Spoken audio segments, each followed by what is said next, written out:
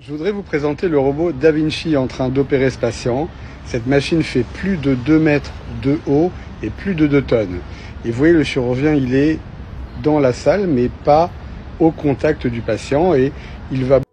Dernièrement, j'annonçais aux gens que beaucoup de métiers vont disparaître. Le flic va disparaître. Les travaux même de médecins, certains médecins, ça sera réduit. Il y a beaucoup d'activités qui vont disparaître. Quelqu'un m'a dit, est-ce que les machines vont apporter l'amour à un être humain? Est-ce que les machines seront présentes? Est-ce que les machines vont tout faire? Est-ce que, dans cette vidéo, on essaie à un certain niveau d'analyser et de savoir pourquoi est-ce que les métiers même de santé vont disparaître? Qui est le fou?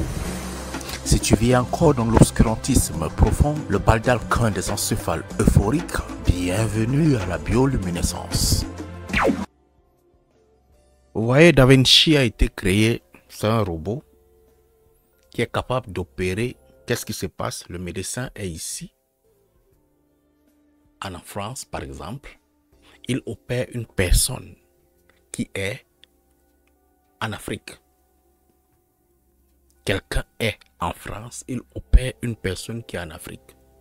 Avant, pour pouvoir faire ce type de choses, il fallait qu'on apprête un avion médicalisé, on apprête des médecins adaptés aux opérations, on apprête des médecins adaptés aux opérations, sinon au traitement dans l'avion, pour que la personne vienne se faire opérer en Europe. Mais aujourd'hui, avec des robots, avec des machines, on est capable de le faire. Si on est capable de le faire en médecine,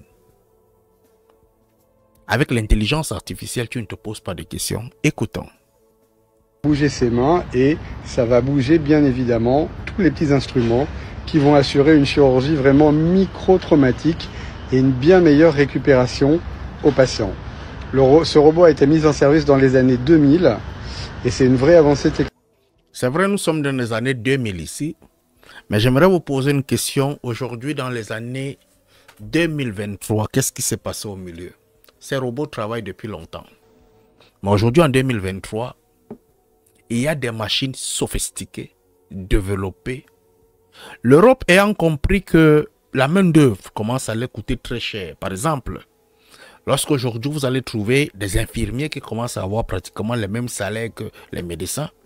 Et le métier en service tel que la médecine est un métier qui demande assez d'argent, assez d'investissement. Entre-temps, les assurances, les pays ne veulent pas autant dépenser dans la santé, ne veulent pas se retrouver en train de faire venir des médecins étrangers qui coûtent extrêmement cher. Ils ont commencé à développer des machines. Aujourd'hui, on trouve des robots qui sont capables de nourrir des malades. On trouve des robots qui sont capables d'apporter de la nourriture. On trouve des robots qui sont capables de causer avec une personne. On trouve des robots qui sont capables de laver des êtres humains. Quelle sera la place de l'homme encore à l'intérieur? Tant qu'une machine est capable de laver une personne, est capable de changer les habits d'une personne, est capable de nourrir une personne, est capable de jouer avec une personne, le flégueux, il va partir où? Il va disparaître. Il va disparaître complètement. Écoutons un peu ce que fait ce robot à un certain niveau pour que vous puissiez réfléchir sur votre propre métier. Parce que la menuiserie, ça va être touché. En fait, la plupart des métiers qui vont résister sont certainement les métiers artisanaux. Technologique. Alors là, c'est autre chose.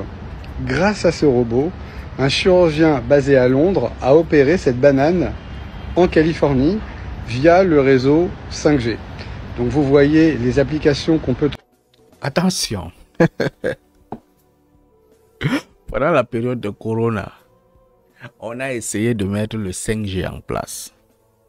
J'ai dit aux gens que on veut vous mettre des machines dans le corps pour pouvoir faciliter la vie. Parce que lorsqu'on va mettre le 5G, l'homme sera un être humain connecté. Et quand on dit connecté, ce qui veut dire que tu arrives devant ton ordinateur, tu te présentes, l'ordinateur s'allume. Tu arrives devant ta caméra, ça s'allume. L'homme aura des informations. Il aura pratiquement tout sur lui et il va marcher en route. Il va se connecter avec les feux. Il va connecter avec tout. Et ça, j'ai dit aux gens que pendant la période Corona, on testait quelque chose. La 5G. Ça marche déjà dans certains pays. Mais une fois qu'on aura la 5G et que les puces électroniques seront installées dans des êtres humains, ne vous posez pas la question. Quand les puces électroniques seront installées sur vous, sachez que les métiers ont disparu.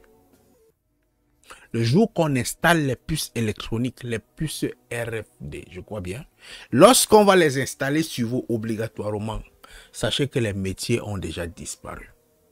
Ne vous posez plus de questions. Tu entres à la boutique, le métier de caissier va disparaître, le métier de comptable va disparaître, le métier même, certains banquiers vont disparaître. C'est pour ça qu'on est en train de fabriquer de la crypto-monnaie. Certains métiers vont disparaître, plusieurs métiers vont disparaître. Pourquoi? L'homme sera connecté.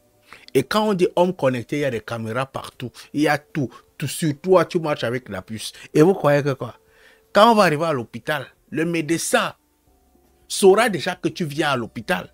Pourquoi? Parce que l'information que tu as sur ton corps apparaît sur une machine quelque part. Qui sait que celui-ci a voyagé? Qui sait? On n'a plus besoin de passeport. On n'a plus besoin de rien. On n'a plus besoin de te poser la question qui est qui. On n'a plus besoin de regarder tes empreintes digitales. On n'a plus besoin de rien parce que tu as une puce sur toi. Le jour que la 5G sortira, les métiers vont disparaître. Pas petit, le grand frère. En avoir par exemple dans les déserts médicaux, eh bien il suffirait d'avoir un robot et un chirurgien à distance qui pourrait opérer les patients. Maintenant, ça n'empêche que bien il faut former des médecins pour éviter d'avoir recours à ça, mais ça peut être une solution en attendant mieux.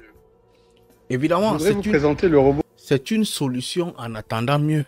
C'est une solution même qu'on est en train de mettre en place. Parce que la main-d'œuvre qualifiée n'existe plus. On est même en train de tuer l'école tout doucement. On tue l'école tout doucement. C'est pour ça que les formations deviennent biaisées. On vous forme à distance, on fait ceci. Pourquoi? Parce que les machines sont en train... L'intelligence artificielle. Amusons-nous. J'aimerais te poser la question simplement. Quel métier tu fais? Et comment est-ce que tu te prépares pour ton métier futur? Allume ton cerveau, mon frère.